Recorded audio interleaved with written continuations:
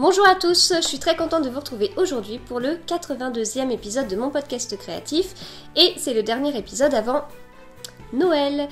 Voilà, donc au prochain épisode, je vous ferai un épisode spécial Noël dans lequel je répondrai aux questions que vous pouvez vous poser. Alors, des questions au sens large, hein, je vous donne pas de thème, ce que vous voulez. Donc si vous avez des questions, vous pouvez me les envoyer soit par message privé sur Instagram ou les mettre en commentaire de cet épisode. Voilà. Alors, au programme de cet épisode, qui est un épisode classique, nous avons une partie tricot et une partie couture, un projet fini en tricot, 3 projets finis en couture et des en cours. Alors, comme ça paraît quand même un sacré épisode, mais bon, je ne veux pas vous décevoir tout de suite alors que vous n'avez pas regardé, mais cet épisode-là sera quand même un peu moins fourni que l'épisode d'avant où j'avais quand même des projets finis plus importants. Voilà. Là, au point de vue du nombre, il y en a, mais c'est pas des pièces énormes. Voilà, et donc au niveau des encours tricot, j'ai un nouvel encours tricot sur lequel j'accroche vraiment bien, donc j'ai hâte de vous en parler. J'ai aussi un coup de cœur. Alors, je pense que j'ai plusieurs coups de cœur cette semaine, mais en fait, j'arrive pas à les retrouver, j'ai des petits soucis d'internet, bref, mais il y en a un coup de cœur que j'ai depuis ce matin. C'est dur de me l'enlever de la tête, hein, voilà. Et puis sinon, je vous parlerai des futurs projets, etc. Voilà. Comme d'habitude, la partie blabla, je devrais presque en parler en fait dans le sommaire parce que chaque fois j'en parle pas, mais elle est tout le temps là cette partie pour au moins vous dire ce que je porte. Et ce que je porte aujourd'hui, c'est le Starfall de Jennifer Stein-Gass que je vous avais présenté la semaine dernière dans les projets finis. Et là, il est fini, il est bloqué. Et je l'adore. Voilà, donc je l'avais tricoté en lima de Drops. Tous les noms, les codes de coloris sont sur Ravelry et sur mon blog. Voilà, donc je l'aime beaucoup. Comme vous pouvez s'en douter.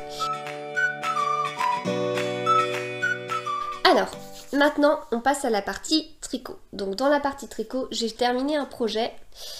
Et ce projet, c'est un projet que j'avais déjà en cours, donc voilà, si vous me suivez, vous devez savoir de quel projet je parle. Il s'agit du bonnet emporté par le vent d'Armelle. Donc Armelle, vous pouvez la retrouver sur Instagram sous le pseudo Théophile, et son pseudo de designer, son nom de designer, c'est Knits with Chocolat. Voilà, et donc je l'ai fini, donc je suis super contente. Alors, donc j'ai pas mal de choses à dire sur ce bonnet. J'ai mis du temps pour le tricoter. Vous allez comprendre pourquoi. Donc, c'est un bonnet qu'on commence par le haut, par la couronne. Alors, la couronne, malheureusement, on va pas pouvoir vraiment beaucoup la voir à cause du pompon. Mais voilà, ça fait... en gros, on a des côtes torse. Et puis, petit à petit, on augmente. Et puis, on a une forme d'étoile, là, avec les pics, et puis juste avant les pics, on a des noppes. Pour commencer ce bonnet, on fait un montage circulaire, c'est la première fois que j'en faisais un, et puis voilà, on tourne, on monte petit à petit, on augmente petit à petit, etc. Et puis après, on commence à suivre un diagramme, donc pour pouvoir faire justement ces pointes d'étoiles, et ensuite le début des feuilles, les feuilles qui tombent. Ensuite, donc tout au long, on a des noppes, on a voilà, un certain point. Puis, on a une tresse, je sais plus laquelle c'est, je crois que c'est la tresse estonienne. Et puis des côtes torse, et puis voilà, on finit. Alors, pour la fin déjà, je vais commencer vers la fin, c'est un rabattage tubulaire. Alors, il faut savoir que Armelle met dans son patron plein de liens. Et du coup, on a le lien vers la chaîne de Knit Spirit pour la tresse. Et pareil pour le rabattage. Donc c'est vraiment super d'avoir les liens et tout. Enfin, du coup, il y a juste à cliquer, quoi. Enfin, donc il n'y a même pas à faire un copier-coller du lien et tout. Non, il y a juste à cliquer, on arrive direct sur la vidéo. Donc ça, c'est super. Alors il a été assez long à tricoter par rapport à tous les points qu'il y a, et en fait, au niveau des points, on a énormément de mailles croisées. Alors soit on a juste de mailles croisées, donc ça fait comme sur le Winterfell. Oui, c'est ça le nom, hein. J'ai un doute, de Catherine Schneider, oui, ça doit être ça.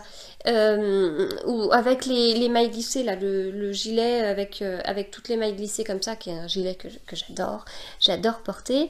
Donc en fait, c'est des mailles croisées, mais on fait pas, c'est pas comme une torsade ou classique où on va tricoter les deux mailles. En fait, on en tricote une, on tricote celle qui est croisée derrière, et celle qui passe devant, on la glisse.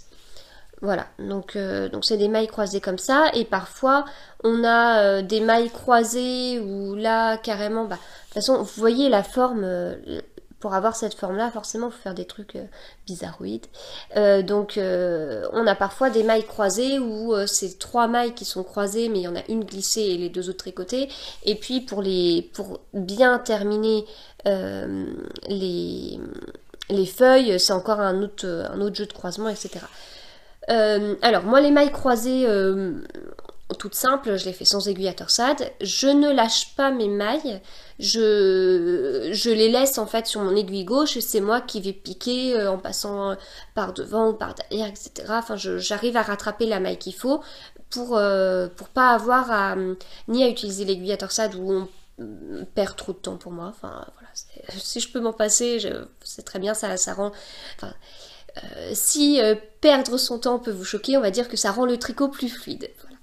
Et quand on doit laisser les mailles enfin, laisser tomber les mailles, j'ai peur quand même de pas bien les reprendre ou...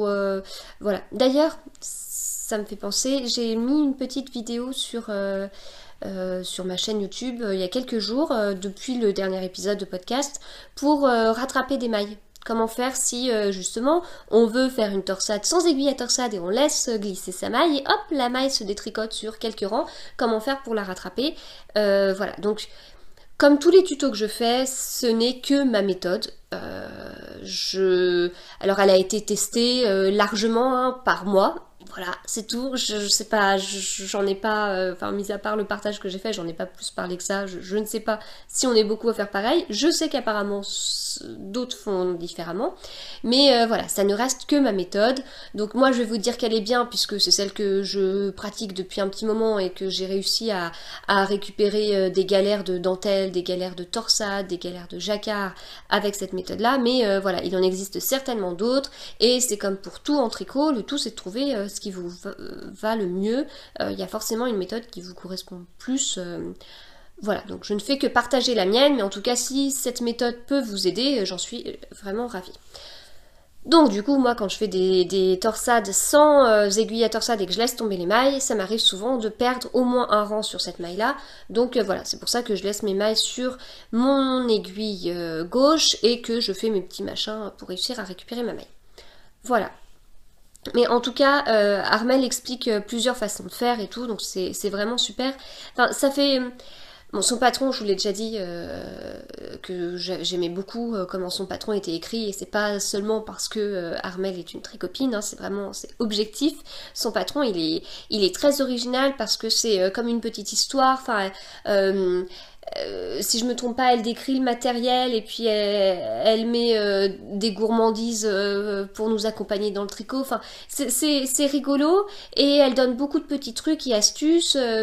Pourquoi on fait ça de cette façon? Pourquoi un échantillon? Pourquoi ci? Pourquoi ça? Enfin, c'est vraiment très très bien fait. Là, je vous décris le bonnet qu'on commence par le haut, mais le même bonnet, enfin pas tout à fait le même bonnet, mais ce bonnet a aussi une version qui commence par le bas, donc c'est extra, enfin c'est très particulier de commencer son bonnet par le haut, donc c'était la première fois pour moi.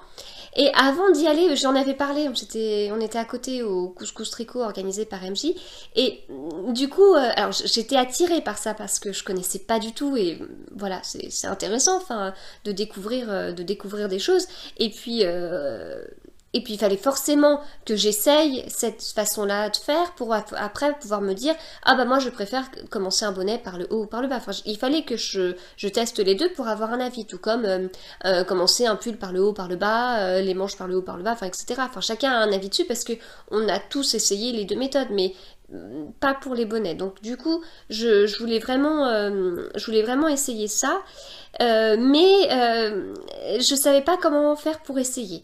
Moi pour un bonnet normalement je fais pas d'échantillon habituellement. Déjà mes bonnets je les bloque très rarement. Très très rarement.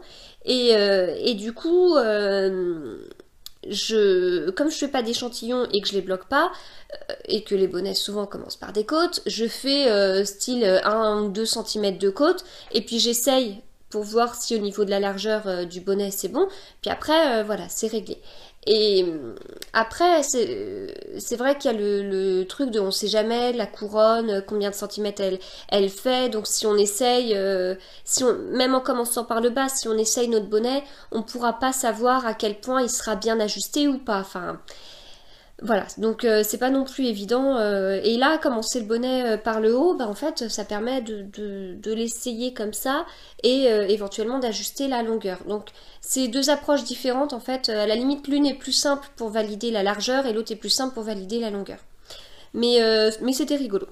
Et donc pour revenir au point, donc comme on a plein de points différents, donc moi dès que je pouvais je faisais mes mailles croisées sans aiguille à torsade, mais il y a des endroits où j'ai préféré utiliser l'aiguille à torsade parce que ça me paraissait moins simple, plus simple, moins simple de ne pas utiliser l'aiguille, voilà, donc voilà, j'ai fait ça comme ça. Au niveau des noppes, alors j'ai fait des noppes plus petites que ce qu'elle disait, donc elle décrit une méthode de noppes que je ne connaissais pas, et il faut faire, il faut tricoter, à un moment donné il faut tricoter 4 fois nos mailles, et j'ai fait que 2. Et en plus je tricote en fingering, parce que je tricote assez lâche, et par rapport à ce qu'elle avait en sport, voilà, je suis partie sur quelque chose de plus. Que dire d'autre, donc le fil c'est du caramel au beurre salé de laine amourée en base Athéna, et ce que je trouve assez rigolo c'est que pour moi c'est une jolie couleur d'automne que j'avais utilisée pour tricoter le gilet automne de Nanou Lily et compagnie, et là je tricote un bonnet avec des feuilles, donc voilà, ça ira avec mon gilet automne, donc la boucle est bouclée, on reste dans le même thème, donc ça me va très bien. Donc j'ai vraiment suivi les notes, rien de particulier à dire. Voilà, même pour le rabattage tubulaire, c'est vrai qu'en général, je rabats à ma façon. Je vous en avais parlé dans une de mes vidéos parlant tricot, la façon dont je rabats mes mailles, qui est assez classique, et en fait au niveau élasticité j'ai jamais eu trop de soucis, mais voilà, là j'ai voulu faire les choses bien, et j'ai bien lu tout ce qu'il fallait faire, et j'ai essayé de faire la même chose. Voilà, et le pompon, bah, c'est un des pompons Amazon dont je vous avais parlé la semaine dernière, avec 12 € les 12 pompons, et même apparemment ces derniers temps c'était même enfin c'était 13 €, style 12,99 les 12 pompons, et en ce moment c'est 9,99 les 12 pompons. Voilà. Donc ça c'était le projet fini. Je passe maintenant aux encours. Donc au niveau des encours, j'en ai 3. J'ai le gilet, non pas le pull bresset de Marie Walline que j'ai pas du tout avancé. En fait, je voulais à tout prix bien avancer le Comfort Fade Cardi pour pouvoir ensuite monter d'autres projets. Et puis, en fait, j'ai monté autre chose avant d'avoir autant avancé que ce que je voulais, le Comfort. Alors, le Comfort Fade Cardi, c'est donc le gilet d'Andrea Mori que je tricote dans les laines de Heidi. Donc le kit... oh bah zut, il est tout chiffonné. Le kit Pierre de Lune. Donc voilà, là on a les 4 couleurs. Donc on a une première couleur ici, une deuxième là, une troisième ici et une dernière en bas. Donc ça c'était le corps. C'est un gilet que je porterai sur l'envers comme sur le modèle. Donc j'ai fini mes côtes. Je crois que je les avais pas terminées la dernière fois. Je m'en rappelle pas. Donc, bon, bref, voilà les côtes. Et après, eh bien, il y a les 2 manches à faire et puis un bon col, quoi. Donc j'ai fait une première fois ma première manche, je l'ai détricotée et j'ai fait une deuxième fois ma première manche. Donc les manches, je les tricote sur l'endroit, comme elle a indiqué, en fait, comme elle a conseillé sur son patron. En fait, son patron est... je suis pas très habituée à tricoter du Andrea Mori. Et en fait, dans les explications, avant vraiment d'avoir l'indication montée X mailles, on a les explications de points, y compris l'explication du fade, et on a une partie, ça fait un peu, je sais pas, une partie conseil d'hiver, donc il y a plein de points sur plein de choses différentes. Donc là, qu'est-ce qu'elle indique l'importance de l'échantillon, l'intérêt du blocage, qu'est-ce qu'elle dit d'autre je crois qu'elle parle de sa façon de rabattre les mailles, mais je sais plus pour quelle partie, parce que c'était pas pour la partie du bas, parce que pour la partie du bas, elle... mais je dois avoir le patron là. Patron dans la pochette que Émilie m'a offerte, donc voilà, et m'a faite d'ailleurs, donc merci beaucoup dans le cadre des vœux laineux. Alors, donc elle a une partie... C'est pas là, c'est pas là, c'est là. Note. Donc, voilà, elle dit l'aisance qu'il faut pour le pull, comment est-ce qu'il est construit, ah oui, l'échantillon, enfin bien se dire que on est sur le gilet, on est en aller-retour, donc on a un certain échantillon, et sur les manches on va tricoter en rond, donc selon comment on tricote on peut avoir un échantillon différent, et moi c'est mon cas. Elle explique qu'on peut changer sa couleur sur le côté endroit ou le côté envers, voilà, bon, bref, en gros. Et donc à un moment donné elle dit que si on préfère on peut très bien tricoter nos manches en jersey endroit sur l'envers en fait. Et donc faut faire bien attention que comme on fait ça, eh bien tous les fils de changement de couleur qu'on aura sur notre manche, il faut bien faire en sorte que les fils... Enfin, faut se dire que ce qu'on tricote, c'est le côté moche. J'image. Mais ce qu'on tricote, c'est le côté moche. Et ce qu'on ne tricote pas et ce qu'on voit pas à l'intérieur, ce sera le beau côté. Donc, par exemple, moi, là, mes fils pour mon changement de couleur, bah, je les ai fait ressortir sur mon côté endroit. Alors qu'en temps normal, je les aurais laissés de l'autre côté. Voilà. Sauf que du coup, en temps normal, c'est le côté naturel, quoi. Donc c'est très compliqué, je trouve, de faire ça à l'inverse. Et notamment, dès que... donc, voilà ma manche, mais voilà ma manche sur le côté qu'on ne verra pas. Et en fait, quand on commence la manche, on rattrape des mailles de... Je vais essayer de la passer sur l'envers, ça sera plus simple.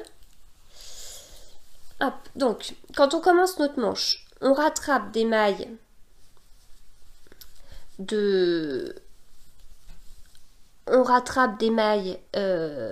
qu'on avait laissées en attente, mais on vient relever des mailles. Et en fait, relever des mailles pour que ça se... Enfin, pour que sur l'envers ce soit bien alors qu'on tricote sur l'endroit. Je m'y suis repris à 3 fois. La première fois, j'ai relevé mes mailles normalement, donc c'est-à-dire que mon côté jersey endroit, il était très beau, sauf que mon côté jersey envers, il n'était pas beau, et c'est le côté jersey envers qui compte. Donc ça n'allait pas. Ensuite, je me suis dit, bah c'est pas grave, je vais relever mes mailles sur le côté jersey envers. Oui, mais non, ça va pas parce que le fil est pas du bon côté, enfin, c'est pas du tout ce qu'il faut faire. Et du coup, j'ai été obligée de faire une autre méthode pour relever mes mailles parce que ça allait pas comme je voulais, quoi. Mais au final, je pense que ça va à peu près maintenant, mais c'était pas évident ce petit truc, cette gymnastique, et puis voilà.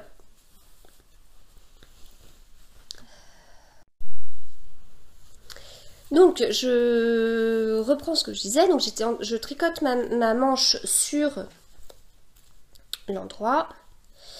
Et en fait, j'étais arrivée à 30 cm de ma manche quand je l'ai essayé. Et là, je me suis dit, ça va pas du tout en fait. J'étais vraiment serrée au niveau de la manche, donc je pouvais pas continuer comme ça quoi. Enfin, je savais que j'aurais eu du mal à la porter, donc du coup, j'ai détricoté et j'ai détricoté et j'ai recommencé ma manche en tricotant la taille au-dessus. Alors, il faut savoir que depuis quelques minutes, je suis un peu perturbée parce que je vois le retour de ma manche sur l'écran et en fait, c'est pas du tout la même couleur, quoi. Donc voilà, j'ai pris un nouvel écheveau là. Oui, j'aurais dû alterner. Mais j'ai pris un nouvel écheveau. Mais en fait, je crois que je vais recommencer encore une fois ma manche en fait. Bon, ça m'a pas pris beaucoup de temps pour la faire 2 fois, mais je crois que je vais recommencer ma manche. Je vais reprendre mon petit bout d'écheveau et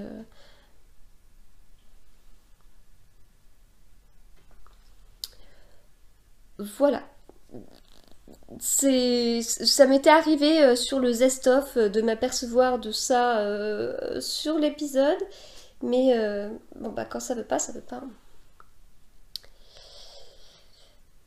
Bon, non mais enfin, clairement ça se voit. Et puis en vrai, pas dans un épisode. En vrai, bon déjà ça va se porter sur l'envers.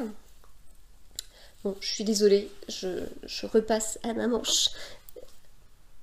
Non mais non, non mais. Et de l'autre côté, parce que des fois ça fait ça que d'un côté. Mais non, de l'autre côté c'est pareil. De l'autre côté c'est pareil. Non, bah c'est pas grave, hein. Je vais refaire ma manche. Oh, j'aurais dû reprendre. Enfin, j'avais pas gardé les étiquettes sur mes cakes déjà entamés et j'ai tricoté ça le soir et en fait avec la lumière artificielle j'ai du mal à voir la différence entre. C'est un feuille très doux donc enfin vraiment ce que j'aime mais le soir j'ai quand même du mal à bien distinguer les couleurs. Je me suis dit pour pas faire de bêtises je prends mes nouveaux écheveaux ce qui est pas très intelligent on est d'accord surtout quand on voit. Bon, bref, c'est pas grave, je passe à l'encours suivant. Hein. Alors, l'encours suivant, c'est le Flaxlight que je tricote pour ma fille aînée. Et j'ai eu une totale addiction pour ce modèle depuis que je l'ai commencé. Donc là, on est lundi après-midi. Je l'ai commencé samedi soir. Samedi soir, alors que je traînais un peu pour recommencer ma manche pour la 2e fois, alors qu'il va falloir que je la recommence une 3e fois. Donc, le Flaxlight, c'est un modèle de Tin Can Knits, c'est un modèle gratuit. C'est la première fois que je tricote du Tin Can Knits et en fait, je reviens pas de ce modèle qui va de la taille naissance à la taille 4XL, qui est un modèle gratuit et voilà, qui a l'air très bien quoi. Enfin, avec très détaillé, avec des schémas, des liens, enfin c'est le boulot dessus est vraiment impressionnant quoi. Donc je le tricote avec les écheveaux qu'on avait teints avec ma fille aînée, je sais plus quand est-ce qu'on avait teint mais on l'avait fait ensemble. J'en ai 2, donc 2 ça fait 800 mètres, c'est de la fingering. Et en fait j'ai un peu peur de ne pas avoir assez de laine. Et alors là je serais totalement incapable de reproduire ce coloris. Clairement, voilà. Je pense que vous le voyez un peu plus bleu, enfin, un peu plus bleu que la réalité. En réalité, il est un peu plus vert, je sais pas. Voilà, donc j'en suis là. Voilà, donc c'est un modèle qu'on commence par le haut. Alors, il n'y a pas de rang raccourci, hein, ça veut dire que le dos et le devant ont vraiment la même taille. Le devant n'est pas creusé. Donc on a du jersey en droit sur le devant et sur le dos. Et au niveau des manches, on a une bande de point mousse au milieu. Voilà, et la bande de point mousse, elle sera sur tout le bras. Voilà. Donc là, je dois encore augmenter un petit peu, mais pas beaucoup. avant d'arriver à la séparation en fait, du corps et des manches. Alors, enfin, pour séparer le corps et les manches, j'attendrai qu'elle soit là pour pouvoir lui essayer et pour valider et tout. Mais là, ce midi, on n'a pas eu beaucoup de temps. Bon, le midi c'est assez speed, mais donc on n'a pas eu énormément de temps, mais j'ai quand même trouvé 2 secondes pour lui enfiler et puis voir. Donc pour l'instant, en tout cas, ça tombe bien, quoi. Voilà, mais c'est encore un petit peu tôt pour la séparation, mais ça va pas tarder. Et puis une fois qu'il y aura la séparation, bah ça va aller vite, quoi. Enfin, c'est vrai que sur un pull que je peux me faire ou sur un gilet, je trouve que le raglan c'est toujours super long et tout, bah là, non. Alors, pourquoi est-ce que ça me paraît si rapide? Déjà, je sais que c'est une taille enfant, donc ça va aller vachement plus vite que pour moi. Et ensuite, j'ai plein d'autres projets qui m'attendent, donc ce serait bien que je l'avance vite. Et puis, bah, c'est une laine qu'on avait teinte, donc déjà, je la trouve assez douce. Voilà, c'est du mérino, donc c'est la première fois que je tricote du mérino pour ma fille parce que sinon bah, c'est vrai que pour les enfants je leur prends pas des laines teinte main, enfin, là c'est teint main mais par nous, mais voilà je leur prends des laines de la Drops, cheval blanc, enfin vous le savez de toute façon, bergère de France ces derniers temps pour l'école et les bonnets, voilà, les enfants ça grandit trop vite, et puis pour ce qu'ils font avec leurs vêtements, voilà, c'est pas une critique, c'est ma façon de voir les choses. Je sais que je suis pas la seule hein, pour avoir échangé avec certains d'entre vous, mais voilà. Donc là, c'est vrai que pour elle, c'est un pull quand même. C'est la première fois que je tricote du mérino, donc voilà. Et puis en plus, on l'avait fait ensemble, donc voilà, c'est chouette. Donc moi je découvre la laine au fur et à mesure, les petites taches qu'on avait faites, comment elles se placent et tout, donc je suis assez contente, enfin c'est rigolo de découvrir le truc quoi. Puis ça avait été sympa de faire ça ensemble. Et moi quand je teins pour moi, j'ai jamais exactement la teinte que je veux parce que j'ai une idée toujours très précise. Mais là moi j'avais strictement aucune idée. C'était pour elle donc et elle en était très contente et elle se rappelle aussi de ce moment qu'on a partagé toutes les deux. Donc voilà, donc j'espère vraiment que j'aurai assez de laine, sinon bah ça se terminera en manche 3/4, hein, c'est pas grave. Enfin c'est pas grave, c'est dommage, mais l'objectif c'est qu'elle puisse quand même porter quelque chose, donc voilà, du coup j'ai terminé pour mes encours.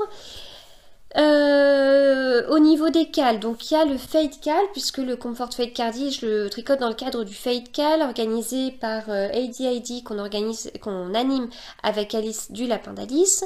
Et il y a aussi ce que je vous avais dit déjà la dernière fois, les Caston Party à Noël et au jour de l'an. Donc j'avais fait sur mon groupe Facebook, j'avais fait 2 discussions dédiées, et il y a les liens en barre d'infos, donc vous avez tout. Voilà, je vais vous parler du coup du coup de cœur que j'ai eu ce matin. Mon coup de cœur. C'est un pull en jacquard qui... Alors, son pseudo Instagram, c'est Northern Knitting. Et il s'agit du Sapmi Sweater. Alors, c'est une Norvégienne qui apparemment... j'ai pas trouvé en tout cas son de boutique sur Ravelry. En revanche, elle a un site internet et il y a le lien sur son compte Instagram, mais de toute façon c'est northernknitting.com quoi. Et là sur son site elle vend ses patrons. Donc elle en a pas énormément, mais apparemment elle a commencé à designer à cet automne, donc il y a très peu de temps. Hein. Voilà, donc le pull est vraiment superbe. Je sais pas si vous allez voir quelque chose. Il est magnifique. Il est magnifique, magnifique, magnifique, magnifique, magnifique. Voilà. Ah, j'ai pas aimé la photo. Ah, voilà. Il est trop beau. Il est trop beau, il fait très Noël, c'est un très gros pull avec un col roulé. Ça se tricote, je sais plus le nom, c'est pas la Let Lopi, mais c'est un fil plus gros encore. J'ai tout sur mon ordinateur pour... j'avais tout préparé, bon c'est pas grave. Voilà, c'est un gros fil, l'échantillon est de 14 mailles, donc puis avec tout en motif, ça doit aller super vite. Donc voilà, donc je l'ai vraiment en tête et tout, mais non, il faut que je reste raisonnable parce que j'ai une manche à refaire, n'est-ce pas? Et puis j'ai plein d'autres tricots. Là, donc j'ai monté le Flaxlight. Je me suis engagée pour un nouveau test depuis la dernière fois. Donc j'ai 3... Enfin, ça me fait 4 tests si je compte le pull pour Ludie. Donc non. non, il ne faut pas. Voilà. Donc oui, 4 tests à venir, dont un, enfin 2, ce serait bien que je m'y mette dans pas trop longtemps. Il y en a un pour la fin du mois, mais c'est un bonnet. Voilà, et sinon j'ai publié sur Instagram mon Mech 9 façon rebelle. Je sais pas si vous avez suivi, mais chaque année il y a le Mech 9, c'est-à-dire que on choisit 9 projets qu'on aimerait faire l'année qui arrive, puis voilà, avec un montage un montage photo en carré 3x3, et bien on met les projets qu'on souhaite faire. L'année dernière j'avais pas voulu participer parce que je sais plus. Tiens, je sais plus pourquoi. Mais il me semble que j'avais fait un article sur mon blog avec toutes les laines que j'avais à la maison et et les projets que je voulais leur associer. Je crois que j'avais dévié comme ça. Et là, j'ai voulu participer, sauf que j'ai regardé ce que je voulais faire et il y en avait plus que 9. Et on a échangé avec Alice, elle était comme moi. Donc, on a fait la même chose mais avec 16. Donc voilà, on a découpé notre carré en 4x4 et du coup, on a pu mettre 16 projets. Alors de mon côté, j'ai choisi du coup en priorité des projets dont j'ai la laine et j'ai le patron. Alors, j'ai pas la laine pour tous, mais je crois que j'ai tous les patrons. Grâce notamment aux vœux laineux, donc encore merci. Donc voilà, du coup c'était forcément, c'était des patrons que j'avais vraiment envie de faire, de tricoter, et puis j'ai quand même pas mal de projets, pas mal des chevaux qui m'attendent et qui crient pour que je les tricote, donc voilà, ça faisait donc c'est des projets que j'aime beaucoup et tout, mais il y a un côté un peu raisonnable entre guillemets puisque j'ai déjà tout pour le faire, donc voilà. Après, c'est pas parce que... C'est vrai que ces derniers temps, j'ai eu quelques remarques pas forcément agréables, mais c'est pas parce que on publie ça qu'on s'engage de façon obligatoire à tout prix à tricoter ces projets. C'est pas... Voilà. Donc moi j'aime bien organiser mes temps tricot, mes projets. J'ai beaucoup d'envie, donc j'essaye de m'organiser au mieux pour faire rentrer ça dans mon planning tricot entre guillemets, parce que je n'ai pas en ce moment j'ai pas de fichier Excel de planning, voilà. Mais ça arrive que j'en ai, mais pour le moment j'en ai pas, en ce moment là j'en ai pas, et donc voilà, forcément j'essaye d'organiser tout pour optimiser et faire le plus de choses, voilà, c'est m'organiser me permet d'avoir plus de temps, c'est une impression, mais voilà. Donc voilà, donc là j'aime bien être comme ça, j'aime bien faire les choses comme ça. Le tricot reste un loisir, c'est pas parce que je planifie les choses et que je me dis tiens après je sais que je ferai ce projet que le tricot devient une contrainte, pas du tout. Mais j'aime bien aussi le fait de me dire tiens sur cette année j'aimerais tricoter ces 16 projets, et puis ensuite j'ai presque hâte déjà d'être en décembre 2019 et comparer ce que j'ai réellement tricoté avec ce que je voulais tricoter, et forcément il y aura des différences et c'est rigolo, je trouve que c'est rigolo, voilà, parce qu'il y aura eu tel coup de cœur qui sera arrivé et j'aurais pas pu passer à côté de ce coup de cœur, il fallait vraiment que je le tricote, parce qu'entre temps la laine que j'avais prévue pour tel projet, en fait il y a eu un test et je pouvais pas ne pas le faire, enfin voilà, il y aura plein de choses qui changeront et ce sera rigolo quand je ferai le bilan de ce que j'avais prévu et de ce que j'ai fait, voilà. Donc ça c'était la première chose. La deuxième chose c'est 16 projets, mais c'est énorme. C'est énorme, mais sur 2018, j'en suis à 40 projets terminés. Alors c'est 40 projets terminés en 2018, donc il y avait des choses commencées en 2017. J'ai fait pas mal d'accessoires, enfin j'ai fait quand même 6 cols et bonnets. Moi pour les enfants j'ai tricoté, je me suis fait 2 bonnets je crois. Je me suis fait une paire de chaussettes, enfin voilà, c'est des petits projets qui comptent. Donc voilà, après des grosses pièces, j'en tricote quand même pas mal. Donc voilà, 16, ça me paraît possible, même si je sais déjà qu'en 2019, j'aurai beaucoup moins de temps pour tricoter que ce que j'avais cette année. Voilà. Donc oui, et puis au final, ça se trouve, j'aurais tricoté que 10 projets parce que je me suis plantée lamentablement sur ce que je pensais faire. Et ben, c'est pas grave, hein, c'est pas grave. Voilà, donc en tout cas c'est rigolo et puis ça permet de faire le point sur ce qu'on a, nos favoris et tout. Alors j'avais même envie de pousser plus loin en faisant la même chose avec mes petits carrés et mettre la laine associée, mais en fait justement j'ai pas la laine pour tous les projets et puis voilà, non, du coup je l'ai pas fait. Quoiqu'en fait je suis en train de me dire je peux mettre sinon une case noire sur ce que j'ai pas encore comme laine et puis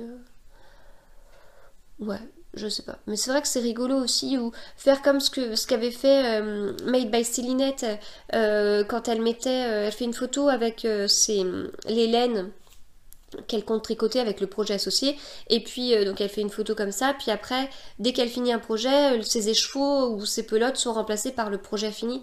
Donc ça c'est aussi un peu le style que j'aime bien. Bon, bref, à voir. Donc du coup c'est fini pour la partie tricot, je passe donc à la partie couture. Alors pour la partie couture j'ai fini 3 projets, mais comme je vous disais en intro c'est pas 3 manteaux, hein, ce sont 3 jupes élastiquées. Et oui, alors les jupes élastiquées, ce sont des jupes pour Noël. Alors, la première, la voici. La deuxième, la voici. Et la troisième, voilà. Alors, j'ai utilisé un jacquard de chez Mondial Tissu que je vous avais montré, je crois, que j'avais acheté un jeudi où ils faisaient des promos, je sais pas quoi. Donc voilà, donc c'est un jersey qui brille. Alors, il a un sens, mais alors franchement, donc d'un côté, il est comme ça, et de l'autre côté, il est comme ça. Donc, c'est pas tout à fait pareil. Je vais mettre ça. Donc, ça, c'est l'endroit, et là, c'est l'envers. Donc, en fait, la différence, c'est que là, on a le carré qui est plein, alors que là, c'est plutôt un carré noir, quoi. Enfin, je sais pas si vous voyez. Franchement, c'est pas évident à voir, mais voilà. Donc je savais pas trop, enfin comme ça, juste à l'œil nu, je savais pas trop quel était l'endroit de l'envers. Donc j'ai été regarder sur leur site pour voir de quel côté ils montraient le jacquard. Et voilà, ils le montraient de ce côté-là avec les carrés qui ressortaient. Sauf que, enfin, en ce moment, j'ai vraiment pas la tête à ce que je fais. Je me rends compte d'autant plus avec la partie tricot. Et du coup, j'aurais dû être hyper efficace, couper mes tissus, et puis voilà, ça devait être très rapide. Sauf que, bah, ça s'est pas trop passé comme ça. Donc, j'ai coupé mes 3 rectangles. J'ai fait vraiment les trucs à la chaîne, quoi. J'ai coupé mes 3 rectangles. J'ai surjeté mes 3 rectangles. À la fin du surjet de ma dernière jupe, bah, j'avais fini un fil de ma surjeteuse. Voilà, donc il a fallu remplacer le fil de la surjeteuse. Une fois que j'avais remplacé le fil, j'ai pu finir ça. J'ai commencé à faire je vous avais fait un tuto d'ailleurs sur comment je couds mes jupes élastiquées. Je fais mes 2 fils de fronce. Et puis je couds mon élastique. Au début où j'ai cousu donc je fais mes fils de fronce, je fronce le haut de la jupe, je coupe mes élastiques, je vais coudre mon élastique sur la jupe et je commence sur la première, plus de canette. Je refais ma canette, je continue et tout ça, et puis j'arrive à la dernière jupe, donc j'avais cousu les élastiques sur les jupes mais j'avais laissé ouvert, quoi. Je regarde, il y en a, enfin, j'allais dire il n'y en avait pas 2 dans le même sens. Bon, il y a 2 sens et il y a 3 jupes, donc c'est pas vrai. Mais j'en avais 2 dans le mauvais sens. Voilà, donc la petite jupe, elle était dans le bon sens, voilà, mais les 2 jupes étaient à l'envers. Donc j'ai tout décousu en haut, mon élastique, sur les deux jupes, quoi. Et puis bah, j'ai recousu à l'endroit. Voilà, donc ça c'est le genre de truc, ça m'énerve. Donc voilà, il y a des périodes où on est plus ou moins concentré sur ce qu'on fait, et en ce moment je suis pas très concentrée sur ce que je fais, pas assez en tout cas. Voilà, mais c'est pas grave, hein, j'en suis venue à bout de ces mini-jupes, petites jupes de Noël. Voilà, donc au final, bon, ça leur va, il n'y a pas de souci. Enfin, je veux dire, le risque n'était pas énorme. Au niveau de l'élastique, de toute façon, j'ai pris la longueur habituelle. Hein, je me suis fiée, et pour l'élastique et puis pour la hauteur, enfin, je me suis fiée aux jupes que je leur ai déjà faites et qui leur vont bien. Donc voilà, elles étaient super contentes. Alors ma fille aînée, elle adore toujours et tout. Ma dernière, enfin, c'est jamais facile de savoir comment elle va réagir. Et puis en fait quand elle m'a vu couper les jupes là, donc elle me demandait ce que je faisais, donc je lui expliquais, je lui disais bah il y a une jupe pour maman, il y a une jupe pour ta soeur, et après ah, il y a une jupe pour moi, bah oui il y a une jupe pour toi, ah ouais chouette, ah, puis après elle se part, ah chouette, il y a une jupe pour moi, il y a une jupe. Donc elle était contente, puis elle était super contente de la mettre, puis en plus donc je leur ai fait que ça. Le reste, je l'ai acheté. Donc j'ai acheté le soupule, non pas soupule, le t-shirt à manches longues, les collants et tout le truc, un petit gilet. Et je leur ai acheté le même en plus pour chaque. Donc elles sont super contentes. Donc voilà, tout va bien, c'est bon, on a les tenues pour Noël, c'est fait et je suis bien contente. Voilà. Donc pour la couture c'est tout, du coup la prochaine fois que je pourrai coudre, bah, ce sera après Noël. Bah, j'attends ça avec impatience parce que j'ai beaucoup de projets. En fait ce week-end je me suis dit bon allez, donc là je couds le t-shirt pour mon fils et puis ensuite je couds le petit sac froufrou, puis ils m'ont envoyé du tissu, puis... Et je me suis dit, en fait, non, on est le dernier week-end avant Noël, enfin l'avant-dernier week-end avant Noël, pardon. Et en fait, mon dimanche prochain sera pris, je couds les dimanches. C'est maintenant qu'il faut que je fasse les jupes, quoi. Hein, donc voilà, du coup j'ai plein d'autres choses qui m'attendent. Il va falloir que je mette un petit peu la gomme sur la partie couture parce que en ce moment j'ai plus envie de tricoter, mais derrière j'ai envie de pas mal de choses en couture. Voilà, bon, du coup c'était un épisode assez court. Je vous remercie de m'avoir regardé, merci pour tous vos j'aime, vos pouces vers le haut et tout ça, c'est vraiment top. Donc voilà, merci. Comme je vous disais, je vous retrouve la semaine prochaine pour un épisode spécial où je répondrai à vos questions, et sinon pour un épisode classique, et bien du coup ce sera dans 2 semaines. Juste pour vous souhaiter la bonne année, ce sera parfait. Et puis d'ici là, bah, normalement en tricot ça aura quand même pas mal bougé, hein, j'aurai pas mal de choses finies à vous montrer, j'espère. Passez un excellent Noël si vous fêtez Noël, pardon. Et puis bah voilà, à très vite.